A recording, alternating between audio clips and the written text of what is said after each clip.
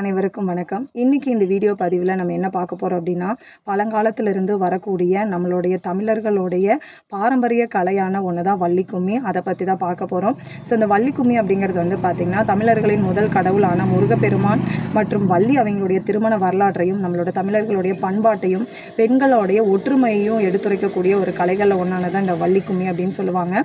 இதோட சிறப்பே வந்து பார்த்திங்கன்னா, காலங்காலமாக நம்மளுடைய முன்னோர்கள் வந்து நம்பி வந்த ஒரு விஷயம் என்ன அப்படின்னா, ஸோ இந்த வள்ளி கும்மி அல்லது முளைப்பாரி போடுறது, இல்லது வந்து முருகன் அண்டு வள்ளி அவங்களுடைய திருமண வரலாறு நாடகம் போடுறது, இதெல்லாமே ஊருக்குள்ளே போட்டோம் அப்படின்னா நமக்கு வந்து ஊர் வந்து நல்ல செல்வ செழிப்பாகவும் வளமாக இருக்கும் அப்படின்ட்டு வர்றது ஒரு நம்பிக்கையாக வச்சுட்டு இருக்காங்க. இன்னுமே சில இடங்கள் அப்படி தான் நடந்துட்டுருக்கு. ஸோ இந்த வள்ளி கும்மி வந்து நம்ம போடுறதுனாலையோ இல்லை முளைப்பாரி ஊருக்குள்ளே நம்ம போடுறதுனாலையோ வந்து நம்ம முருகர் அல்லது வள்ளி அவங்களுடைய திருமண நாடகத்தை நம்ம போடுறதுனாலையோ ஸோ நம்ம ஊர் வந்து பார்த்திங்கன்னா மழை நல்லா பெய்யும் அப்படின்னு சொல்லுவாங்க. செல்வ செழிப்பாக இருக்கும். ஸோ எல்லோரும் ஒற்றுமையாக இருப்பாங்க, கால்நடைகள் பெருகும், இந்த மாதிரி நிறையா வந்து நம்பிட்டு வந்து ஐதீகம். ஸோ இன்னுமே சில ஊர்களெல்லாம் வந்து பார்த்திங்கன்னா மழை வேணும் அப்படின்னா முளைப்பாரியெல்லாம் போட்டு எடுத்துகிட்டு இருப்பாங்க இல்லையா. ஸோ அந்த மாதிரி வந்ததா வள்ளி கும்மி. ஸோ ஃபஸ்ட்டு முருகன் வள்ளியோட அந்த வரலாற்றை வந்து பாடல்களாக எடுத்து அதுக்கு நம்ம என்ன பண்ணுறோம் அப்படின்னா கும்மி அடித்து நம்ம ஃபோக் டான்ஸாக கொண்டு வரோம். அதுதான் இப்போ வள்ளி கும்மியாக நாளடைவில் மாறிடுச்சு இல்லையா. ஸோ வள்ளி கும்மி அப்படின்னு எடுத்துக்கிட்டோம் அப்படின்னாலே வந்து அது நடக்கிற இடத்துல வந்து பார்த்திங்கன்னா ஊர் வந்து ரொம்ப ஒற்றுமையாகவும் ரொம்ப செல்வ செழிப்பாக இருக்கும் அப்படின்னு சொல்லலாம். ஸோ ஃபஸ்ட்டு முருகர் அப்படின்னு பார்க்குறப்ப பார்த்திங்கன்னா நம்ம எல்லாத்துக்கும் தெரியும், சிவபெருமானுக்கும் பார்வதி அம்மாவுக்கும் பிறந்த இளைய மகன் அப்படின்னு சொல்லுவாங்க. ஸோ ரெண்டாவது வள்ளி அம்மையார் அப்படின்னு பார்த்தீங்க அப்படின்னா திருமாலோட ஒரு தெய்வீக அம்சமான சுந்தரவள்ளி அப்படிங்கிற அவங்களோட மறு உருவம் தான் வந்து வள்ளி தேவி. சரிங்களா. ஸோ இவங்க ரெண்டு பேத்துக்கும் நடக்கக்கூடிய அந்த வரலாறு தான் வந்து நம்ம வள்ளி கும்மியாக கொண்டு வந்துட்டுருக்கோம். ஓகேங்களா. ஸோ அந்த காலத்துலலாம் வந்து பார்த்திங்கன்னா நம்மளோட தமிழர்களுடைய வாழ்க்கை முறையை பார்த்திங்கன்னா 5 இணைகளாக பிரிச்சிருப்பாங்க. நம்ம தமிழ் புக்கில் எல்லாருமே படிச்சிருப்போம். குறிஞ்சி, முல்லை, மருதம், பாலை அப்படின்னு சொல்லிட்டு. ஸோ முழுக்க இந்த ஸ்டோரி வந்து பார்த்திங்கன்னா குறிஞ்சி அப்படிங்கிறது வந்து முருகப்பெருமானுக்கு உகந்த இடம், மலையும் மலை சார்ந்த இடமும் சொல்லுவாங்க. அதில் நடக்கக்கூடிய இன்சிடென்ட்ஸ் எல்லாமே வந்து பார்த்திங்கன்னா இந்த வள்ளி கும்மியோட தான். ஓகேங்களா. ஸோ இந்த மலையும் மலை சார்ந்த இடத்துல இருக்கக்கூடிய மக்களோட வாழ்க்கை முறை பார்த்திங்க அப்படின்னா மெயினாக வந்து தேன் எடுப்பாங்க, காட்டு பழங்கள்லாம் பறித்து சேகரிப்பாங்க, விலங்குகளை வந்து வேட்டையாடுவாங்க, கிழங்கு தோன்றது, அதுக்கப்புறம் பார்த்திங்கன்னா இந்த திணை, வரகு, சாமை இந்த மாதிரியான விஷயங்களெல்லாம் வந்து பயிரிட்டு அதை வந்து அறுத்து மாவிடித்து சாப்பிட்றது. ஸோ இந்த மாதிரியான வேலைகள் தான் வந்து பண்ணிகிட்டு இருப்பாங்க. அந்த மாதிரி மலையும் மலை சார்ந்த இடத்துல இருக்கக்கூடிய ஒரு இனம் வந்து பார்த்திங்கன்னா வேடுவர் இனம் அப்படின்னு சொல்லுவாங்க. சரிங்களா. அதாவது குறவர் அப்படின்னு சொல்லுவாங்க. இந்த குறவர் அந்த வேடுவரத்துக்குன்னு பார்த்திங்கன்னா அந்த மக்களுக்குன்னு பார்த்திங்கன்னா ஒரு தலைவர் இருப்பார். அவர் தான் வந்து பார்த்திங்கன்னா நம்பிராஜன் அப்படின்னு சொல்லுவாங்க. நம்பிராஜனோட மனைவி வந்து பார்த்திங்கன்னா மோகினி அப்படின்னு சொல்லுவாங்க. இவங்க 2 பேரும் பார்த்திங்க அப்படின்னா நல்லாவே வந்து அவங்க மக்களை பார்த்துட்டு இருக்காங்க. பசின்னு வந்தால் வந்து அவங்கள வந்து நல்லா கவனிக்கிறது, ஊர் மக்களை நல்லா செல்வ செழிப்பாக வச்சுக்கிறது, இந்த மாதிரி எல்லா விஷயமும் பண்ணிகிட்டு இருந்தாங்க. அவங்களுக்கு வந்து பார்த்திங்கன்னா 7 பசங்க இருக்காங்க.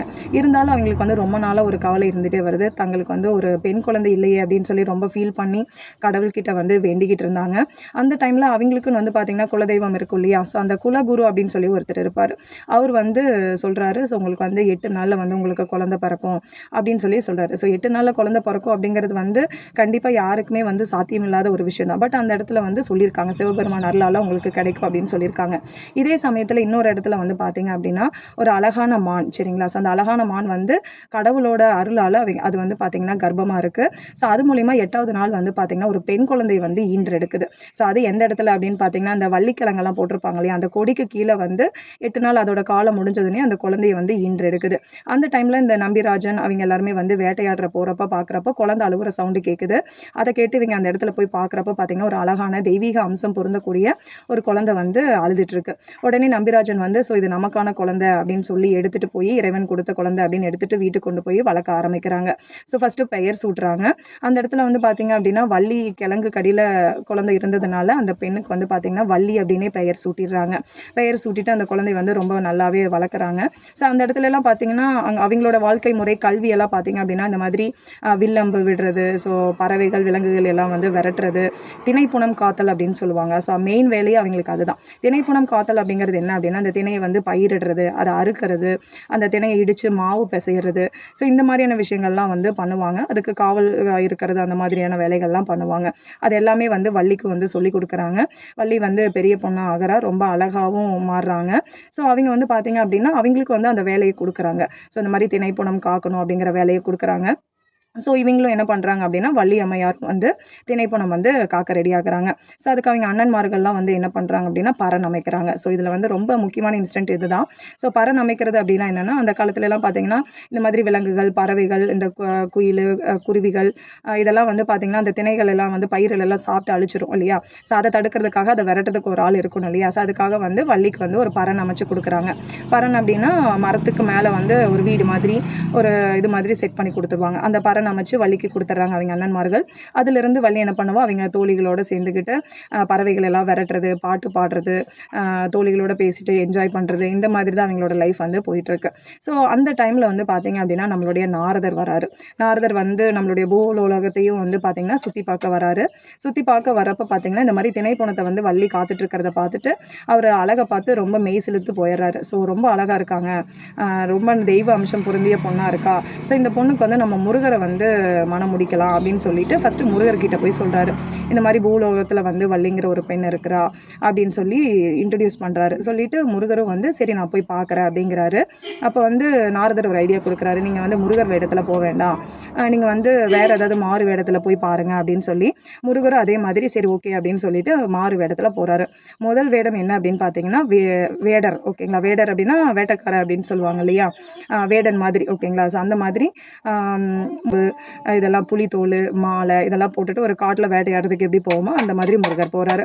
அப்படி போகிறப்ப வந்து வள்ளி பார்க்குறாரு. வள்ளி பார்த்துட்டு பெண்ணே உன் பேர் என்ன அப்படிங்கிற மாதிரி டிஸ்கஸ் பண்ணுறாரு. பேசிட்டு கடைசியாக சொல்கிறாரு, வள்ளி நான் உன்னை வந்து கல்யாணம் பண்ணிக்கணும்னு நினைக்கிறேன் அப்படின்னு சொல்லி வள்ளிக்கிட்ட பேசுகிறாரு. உடனே வள்ளி வந்து கோபமாக வந்து சொல்லிடுறாங்க, நீங்கள் இதை சொல்கிறதுக்கு தான் இங்கே வந்திருக்கீங்களா? எங்கள் அப்பா வந்து நம்பிராஜன், அவர்கிட்ட சொன்னால் ரொம்ப பிரச்சனையாயிரும், இப்படியெல்லாம் எப்படி பேச தைரியம் வருது அப்படின்னு சொல்லி அவங்க பேசி மறுத்துறாங்க. முருகர் வந்து சரி ஓகே இந்த ஐடியா ஒத்து வரல அப்படின்னு சொல்லிட்டு வந்துடுறாரு.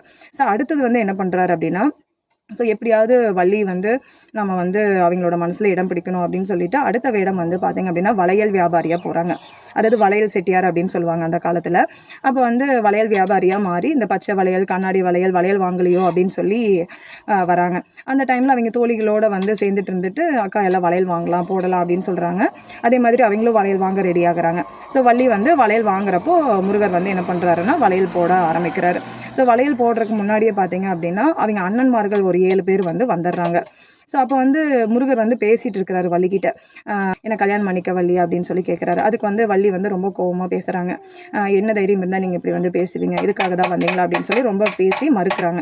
அந்த டைம்லைன் பார்த்திங்கன்னா அவங்களோட அண்ணன்மார்கள் 7 பேரும் வந்துடுறாங்க. இதை பார்த்ததுனையும் முருகர் என்ன பண்ணுறாரு, அடடா அண்ணன்லாம் வராங்களே ஏதாவது பிரச்சனை ஆயிருமே அப்படின்னு சொல்லிட்டு முருகப்பெருமான் என்ன பண்ணுறாரு, ஒரு வேங்கை மரமாக வந்து மாறிடுறாரு, ஒரு மரமாகவே மாறிடுறாரு. அந்த இடத்துல அதை பார்த்துட்டு இருந்த வள்ளிக்கு வந்து ஒரே ஆச்சரியமாக இருக்குது, என்னடா மரமாக மாறுறாங்களே அப்படின்னு சொல்லிட்டு. அதுக்கப்புறம் வந்து அந்த அண்ணன்மார்கள் வந்து கேட்குறாங்க, வள்ளி நேற்று வரைக்கும் இந்த மரம் இல்லையே, இன்றைக்கி எப்படி இந்த மரம் வந்தது அப்படின்னு சொல்லி கேட்குறாங்க. உடனே வந்து வள்ளி வந்து என்ன சொல்கிறாங்க அப்படின்னா, இல்லைண்ணா எப்போவுமே இந்த மரம் இருக்குது. அவங்க வந்து காட்டி கொடுக்கல, ஏன்னா வந்து பார்த்திங்கன்னா ஆல்ரெடி அவங்களுக்கு வந்து ஒரு க்ரஷ் வந்துருச்சு, ஆல்ரெடி அவங்களுக்கு வந்து ஒரு ஆர்வம் வந்து இதில் வந்துருச்சு. அதனால் வந்து காட்டி கொடுக்காம முருகப்பெருமானை காட்டி கொடுக்கல. ஸோ இந்த மரம் வந்து நல்லா நிழல் தரும், இதை வந்து வெட்ட வேண்டாம் அப்படின்னு சொல்லி சொல்கிறாங்க. உடனே அவங்க அண்ணன்மார்களும் சரி ஓகே இருக்கட்டும் அப்படின்னு சொல்லி விட்டுட்டு போயிடுறாங்க. ஸோ இந்த ஐடியாவுமே வந்து பார்த்திங்க அப்படின்னா ஃப்ளாப் ஆயிடுது. அதாவது இந்த ஐடியாவுமே வந்து பார்த்திங்கன்னா முருகர் போட்ட அந்த வளையல் வியாபாரி அந்த வேங்கை மரமாக மாறினதுக்கப்புறமும் வந்து வள்ளி வந்து ஏற்றுக்கலாம். ஆனால் வள்ளிக்குள்ளே வந்து மனசுக்குள்ளே ஒரு ஆல்ரெடி வந்து ஒரு க்ரஷ் வந்துருச்சு. ஓகேங்களா? ஸோ அந்த இடத்துல வந்து ஒன்றுமே பண்ண முடியாமல் முருகர் வந்து திரும்பி போயிடுறாரு. ஸோ என்னடா இது இப்படியே இருக்குது, நம்ம வந்து எப்படி மனசில் இடம் பிடிக்கிறது அப்படின்னு சொல்லிட்டு அடுத்த வேடம் போடுறாரு. இந்த தடவை என்ன பண்ணுறாரு அப்படின்னா ஒரு கிழவன் வேஷம், அதாவது ரொம்ப ஒரு எப்படி பழுத்து போன ஒரு முதியவர் அப்படின்னு சொல்லலாம். நல்லா நரமுடியெல்லாம் வச்சுக்கிட்டு ரொம்ப இப்படி சுருக்கமாக கூன் போட்டுக்கிட்டு ரொம்ப வயசான ஒரு சோர்வமான தோற்றத்தோடு வந்து கிழவனாட்டம் வராரு. வந்து அம்மா எனக்கு பசிக்குதுமா, எனக்கு வந்து தாகமாக இருக்குமா, ஏதாவது கொடுமா அப்படின்னு சொல்லி வள்ளிகிட்ட கேட்குறாரு. உடனே வந்து வள்ளியும் வந்து கருணை உள்ளத்தோடு அவங்களுக்கு வந்து பார்த்திங்கன்னா திணை மாவு உருட்டி கொடுக்குறாங்க, தண்ணி கொடுக்குறாங்க, எல்லாமே கொடுக்குறாங்க. ஸோ இதெல்லாம் சாப்பிட்டும் வந்து கிழவன் வந்து பேசிகிட்டு இருக்கிறாரு. அப்போ பேசிகிட்டு இருக்கிறப்ப வந்து சொல்கிறாரு, வள்ளி என்னை கல்யாணம் பண்ணிக்கோ அப்படின்னு சொல்லி மறுபடியும் கேட்குறாரு. அப்போ வந்து வள்ளி வந்து பேசுகிறாங்க, உங்களோட வயசு என்ன, என்னோட வயசு என்ன, என்னை வந்து கல்யாணம் பண்ணிக்கணும்னு நீங்கள் பேசுகிறீங்க, இப்படி பேசுகிறது தப்பு இல்லையா அப்படின்னு சொல்லி அப்போவும் வந்து அவங்க மறுக்கிறாங்க. இப்படி பேசிகிட்டு இருக்கிறப்போ வந்து கிழவர் வந்து சொல்கிறாரு, இவ்வளோ காட்டில் நீங்கள் தனியாக இருக்கீங்களே, உங்களுக்கு வந்து எந்த ஒரு பயமும் இல்லையா வள்ளி, எந்த பயமும் இல்லையா அப்படின்னு சொல்லி கேட்குறாங்க. அப்போ வந்து நம்ம கேர்ள்ஸ் எதை சொன்னாலும் நம்ம எல்லாமே ஓவராக சொல்லிடுவோம் இல்லையா. அப்போ வள்ளியும் வந்து சொல்கிறாங்க, எனக்கு எதை கண்டுமே எனக்கு பயம் கிடையாது, ஆனால் எனக்கு யானை கண்டால் மட்டும் ரொம்ப பயம் அப்படின்னு சொல்கிறாரு. யானை அப்படின்னு சொன்னதையுமே முருகருக்கு என்ன ஸ்ட்ரைக் ஆச்சு அப்படின்னா, உடனே அவங்க அண்ணா கிட்ட ஹெல்ப் கேட்குறாரு. ஏன்னா யானை முகத்தோன் தான் இல்லையா விநாயகர், ஸோ அவர் தான் அண்ணன் இல்லையா, அப்போ அண்ணன் கிட்ட ஹெல்ப் பண்ணுறாரு. அண்ணா நீங்கள் வந்து எனக்கு கொஞ்சம் ஹெல்ப் பண்ணுங்க அப்படின்னு சொல்லி உடனே யானை என்ன பண்ணுறாரு, சரின்னு சொல்லிட்டு உடனே விநாயகர் என்ன பண்ணுறாருன்னா சரின்னு சொல்லிட்டு யானையாக மாறி வராரு. மாறி வந்து வள்ளியை துரத்த ஆரம்பிக்கிறாரு. வள்ளியை துரத்தோடனே வள்ளி வந்து காப்பாற்றுங்க தாத்தா, காப்பாற்றுங்க தாத்தான்னு அந்த கிழவரை பேசுகிறாரு. அப்போ அந்த கிழவர் வந்து இதுதான் சாக்கு அப்படின்னு சொல்லிட்டு என்ன சொல்கிறாரு, உன்னை நான் காப்பாற்றணும் அப்படின்னா நீ வந்து என்னை கல்யாணம் பண்ணிக்கணும், அப்போ தான் நான் காப்பாற்றுவேன் அப்படின்னு சொல்கிறாரு. யானை வரதை பார்த்துட்டு வள்ளி வந்து பயந்துக்கிட்டு வேறு வழி இல்லாமல் கல்யாணம் பண்ணிக்கிறேன் அப்படின்னு சொல்லி சொல்கிறாரு. சொன்னோடனே அந்த யானை வந்து மறைஞ்சு போயிடுது. உடனே வந்து வள்ளி வந்து ஃபீல் பண்ணுறாங்க, ஐயோ இத்தனை தடவை வந்து இந்த முருகப்பெருமான் வந்து வேஷமெல்லாம் மாறி வந்தானே, நாம் அப்போ விட்டுட்டோமே, இப்போ இந்த பழுத்து போன கிழவனை வந்து நம்ம கல்யாணம் பண்ணுற மாதிரி நிலைமை ஆயிடுச்சு அப்படின்னு ரொம்ப ஃபீல் பண்ணுறாங்க. அந்த இடத்துல முருகர் என்ன பண்ணுறாரு அப்படின்னா அவருடைய ஒரிஜினல் தோற்றம் முருகன் தோற்றமாக கொண்டு வராரு. அதை பார்த்துனே வள்ளிக்கு வந்து ரொம்ப சந்தோஷமாயிருது. ஃபைனலாக அவங்க 2 பேத்துக்கு வந்து பார்த்திங்கன்னா நம்பிராஜன் ஊர் மக்கள் சார்பில் வந்து பார்த்திங்கன்னா கல்யாணம் பண்ணி வைக்கிறாங்க. ஸோ இதுதான் வந்து வள்ளி கும்மியோட ஸ்டோரி. ஸோ இந்த ஸ்டோரி தான் வந்து நாடகமாக முன்னாடி காலத்துல எல்லாம் போட்டுட்டு இருந்தாங்க. அதுக்கப்புறம் பார்த்திங்க அப்படின்னா நம்ம இப்போ வள்ளி கும்மியாக வந்து டான்ஸ் ஆடிட்டு இருக்கோம் இல்லையா, அதில் வர எல்லா பாட்டுமே வந்து பார்த்திங்க அப்படின்னா முருகப்பெருமான் வள்ளி அவங்களுடைய அந்த வரலாற்றை தான் நம்ம வந்து பாடல்களாக எழுதி அதுக்கு நம்ம ஸ்டெப்ஸ் போட்டு கும்மி அடித்து நம்ம இன்னும் நிறையா ஊர்களை நம்ம பண்ணிகிட்டு இருக்கோம். சரிங்களா. ஸோ இதில் மெயினாக நம்ம கற்றுக்க வேண்டிய விஷயம் என்ன அப்படின்னு பார்த்தீங்க அப்படின்னா, ஸோ வள்ளி அப்படிங்கிறது வந்து நமக்கு ஜீவ ஆத்மா. ஓகேங்களா. முருகப்பெருமான் வந்து இறைவன். ஸோ இடையில வரக்கூடிய அந்த வேடங்கள்லாம் வந்து பார்த்தீங்க அப்படின்னா நமக்கு வாழ்க்கையில் வரக்கூடிய சில சோதனைகள் சொல்லுவாங்க இல்லையா ஒரு படத்தில், ஸோ எத்தனை சோதனை கொடுத்தாலும் நல்லவங்களை வந்து கைவிட மாட்டார் அப்படிங்கிற அந்த ஒரு இதை எடுத்துரைக்கக்கூடிய ஒரு கதை தான் வந்து இது. ஸோ இது மூலிமா நமக்கு பக்தி, பொறுமை, ஒரு லவ், அன்பு, கருணை எல்லா விஷயமும் நமக்கு வேணும் அப்படிங்கிறதுக்கான ஒரு கலைகள் தான். ஸோ இந்த கலைகள் வந்து பார்த்திங்கன்னா நாளடைவில் இப்போ வள்ளி கும்மியாக நம்ம பண்ணிகிட்ருக்கோம். ஸோ வள்ளி கும்மி பொறுத்த வரைக்கும் இந்த கதை தெரியாமல் உங்களால் அந்த பாட்டை வந்து அனலைஸ் பண்ணவே முடியாது. ஸோ நீங்கள் அந்த டான்ஸ் ஆடுறீங்க அப்படின்னா, வள்ளி கும்மி ஆடுறீங்க அப்படின்னா கண்டிப்பாக இந்த கதை தெரிஞ்சால் மட்டும்தான் உங்களுக்கு அந்த பாட்டோட லைன்ஸே புரியும். இல்லைன்னா நம்ம என்ன ஆடுறோம் அப்படிங்கிறதே நமக்கு தெரியாது. அதே மாதிரி எங்களோட ஐயா வந்து நிறைய டைம் சொல்லியிருக்காரு, எங்களோட ஆசிரியர் வந்து சொல்லியிருக்காரு.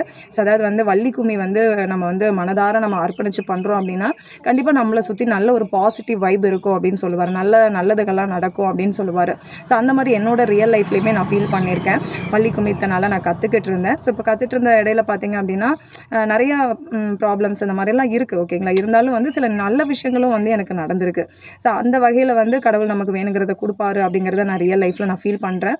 அதே சமயம் வள்ளி கும்மி வந்து ரொம்ப ஒரு ஆத்மார்த்தமாக நீங்கள் பண்ணுறீங்க அப்படின்னா கண்டிப்பாக அதுக்கான பலன் உங்களுக்கு கிடைக்கும். ஸோ அந்த யூனிவர்சல் லா அப்படின்னு நம்ம கேள்விப்பட்டிருக்கோம் இல்லையா, அந்த பிரபஞ்சம் வந்து நமக்கு வேணுங்கிறத கொடுக்கும் அப்படின்னு இருக்கு இல்லையா. ஸோ அது வந்து இதுலேயுமே ஒன்றி போகக்கூடிய ஒரு விஷயம் நான் ஃபீல் பண்ணியிருக்கேன். இந்த மாதிரி வந்து நீங்கள் பாரம்பரிய கலைகள் ஏதாவது ஒன்று எடுத்து நீங்களும் ட்ரை பண்ணுங்கள். ஏன்னா வந்து பாரம்பரிய கலைகளில் ஏதாவது ஒன்று நம்ம அடுத்த தலைமுறைக்கு எடுத்துகிட்டு போகணும் அப்படின்னா அதுக்கான ஒரு முயற்சியாக நாம் கற்றுக்கிட்டு நம்ம குழந்தைகள் நம்மளோட ஜென்ரேஷனுக்கு நம்ம சொல்லித்தரலாம். ஸோ நீங்கள் வள்ளி கும்மி வந்து பண்ணணும்னு நினைக்கிறீங்க, உங்கள் ஊரில் பண்ணணும்னு நினைக்கிறீங்க அப்படின்னா எங்களோட ஆசிரியர் நம்பர் இருக்குது, நீங்கள் அவரை கூப்பிட்டு காண்டாக்ட் பண்ணி நீங்கள் பேசலாம். ஸோ இந்த ஒரு வள்ளி கும்மி பற்றி பேசுகிறதுக்கான ஒரு வாய்ப்பு கிடைச்சது நான் ரொம்பவே ஹாப்பியாக ஃபீல் பண்ணுறேன். நன்றி. ஸோ எனக்கு தெரிஞ்ச கதையை தான் நான் சொல்லியிருக்கேன். ஸோ இதில் இன்னும் உங்களுக்கு நிறையா இன்ஃபர்மேஷன் தெரியுது அப்படின்னா நீங்கள் கமெண்ட் செக்ஷனில் போடலாம். நன்றி.